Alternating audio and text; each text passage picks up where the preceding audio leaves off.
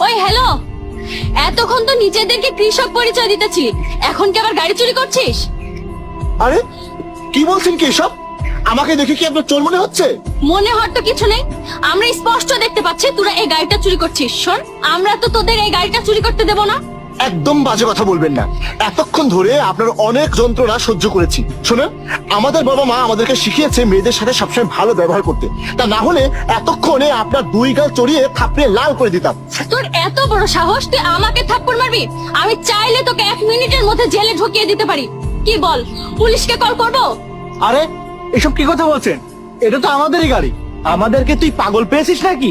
এই গাড়ির দাম 50 লক্ষ টাকা। আরে এত টাকা তুই কোথায় পাবি? আমাদেরকে বোকা বানিয়ে চুরি করবি, তাই তো? আমরা তোকে চুরি করতে দিচ্ছি না। তোরা এত নির্লজ্জ কেন বলতো? এই ভরা দুপুরে সবার সামনে দিয়ে গাড়ি চুরি করে নিয়ে চলে যাচ্ছিস। তোদের ভয় ডর বলতে কিছুই নেই। দেখুন